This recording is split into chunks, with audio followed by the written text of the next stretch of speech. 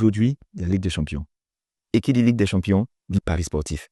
Et j'ai un message pour toi, jeune, qui est addictif au Paris sportif. Arrête de jouer au Paris sportif. Ne tombe pas et ne retombe pas dans les paris sportifs. Je dis, je signe et je persiste. Ne tombe pas dans les paris sportifs. La plus belle des décisions que tu peux prendre pour ta propre vie et pour ton avenir, c'est de supprimer cette application de ton téléphone. C'est de sortir des groupes Telegram où on te promet mondes et merveilles et milliards en pariant sur certains matchs. C'est d'arrêter de marcher avec des amis qui sont addictifs aux paris sportifs. C'est d'arrêter de suivre sur les réseaux sociaux les gens qui font la promotion des paris sportifs. Je ne dis pas ça pour qu'ils puissent perdre de l'audience, je le dis simplement parce que quand tu rentres dans un processus de désintoxication lié aux paris sportifs, il faut arrêter de suivre les gens qui en font la promotion parce qu'ils peuvent te pousser à retomber là-dedans. Et je sais, je connais tes arguments déjà pour te défendre. Non, tu sais, moi, je n'ai pas tombé dans l'addiction, je maîtrise. Donc, on sait que tu ne maîtrises pas. Parce que si tu maîtrisais, il y a longtemps que tu avais arrêté de jouer. Combien de fois tu t'es promis d'arrêter, mais tu continues de faire, donc tu ne maîtrises pas. Je sais, tu vas me dire, moi, j'ai un plafond et moi, il ne dépasse pas mon plafond. Mais nous tous, on sait que c'est fou. Il y a eu des jours où tu as dépassé le plafond. Et tu sais, ton problème, c'est que tu penses que tout est lié à ce que tu dépenses financièrement. Mais tu ne t'occupes pas de ce que tu dépenses mentalement et émotionnellement dans ces paris sportifs. Il y a des jours où tu es stressé. Il y a des soirées où tu es triste pendant des jours qui se suivent parce que tu as perdu beaucoup d'argent. Et tu vas dire, non, c'est des petites sommes, mais c'est 200, c'est 500, c'est 1000 francs. Assieds-toi et comptabilise tout ça. Et puis, on va voir le point de ce que ça donne.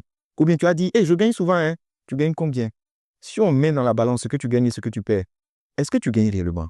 Vous savez, les vrais gagnants, ce sont les maisons et ce sont les intermédiaires.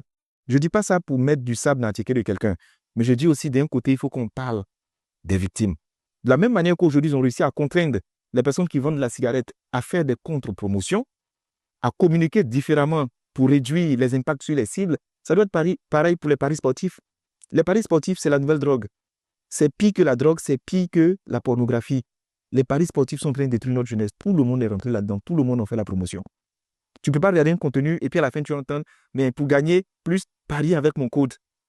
Et ce sont des jeunes qui, après, tu vas les voir en train de parler partout comme étant des modèles et ils te comprennent. Tu n'es pas un modèle. Vous n'imaginez pas les différentes sommes qu'ils m'ont proposées pour en faire la promotion, j'ai refusé. Parce que je me suis dit que de la même manière que je peux ingurgiter du poison, je ne peux pas communiquer sur un poison pour ma communauté. Ça montre qu'on ne les aime pas. Ceux qui nous suivent, on ne les respecte pas. Tout ce qui nous intéresse, c'est notre argent. Sinon, quand tu les respectes, tu ne peux pas nous leur proposer des produits qui vont les détruire. La finalité des paris sportifs, c'est de te rendre accro, c'est de te rendre endetté, c'est de te rendre dépendant et c'est de t'appauvrir jusqu'au dernier sou. Méfions-nous des paris sportifs. Déjà, sur le plan spirituel, c'est malsain. Pour les chrétiens, ils savent que c'est proscrit dans la Bible. Pour les musulmans, c'est haram. J'insiste, pour les musulmans, c'est haram. Tu vois, toi, jeune musulman, je suis à la mat, tu es un musulman pieux qui pratique tes 5 prières. Tu peux gâter tous ces efforts spirituels simplement à cause des paris sportifs. Tu vas les mettre ton carême pendant des jours et des jours. Tu vas gâter ça. Tu es chrétien, tu pries, tu jeûnes, tu fais tout ce qu'il faut. Tu peux gâter ta consécration avec les paris sportifs. Ça, c'est sur le plan spirituel. Maintenant, devenons sur le plan psychologique. Les paris sportifs, là, c'est comme si tu prenais de la drogue. Tu es dépendant émotionnellement. Ça te fait perdre de l'argent. Ça te préoccupe mentalement. Ça peut te donner des maladies. On parle de plus en plus de dépression. D'après vous, vous pensez que c'est simplement lié à quoi? À une crise financière. Et aujourd'hui, les gens exploitent le manque d'argent, la pauvreté ambiante pour proposer des produits faciles pour s'enrichir. Moi, le jour où on me dit, il y a un moyen facile d'avoir de l'argent, je ne suis pas le moyen. Parce que l'argent même là, ce n'est pas facile d'avoir. Je ne dis pas ça parce que je me sens supérieur aux autres. Je le dis parce que je pense aux victimes. Si vous lisez les témoignages des personnes dont la vie a été totalement détruite à cause des paris sportifs, vous allez vous rendre compte qu'on doit ramener le sport à un divertissement. Je dis, je persiste et je signe. Arrête les paris sportifs. Supprime l'application. Arrête de marcher avec des amis qui parient. Concentre-toi sur ton avenir. C'est la chose que tu peux faire pour toi.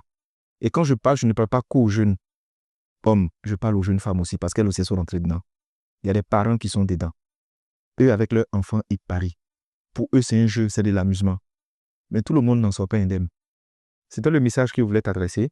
Excellente soirée de Ligue des Champions à toi et que le meilleur gagne. Bye bye.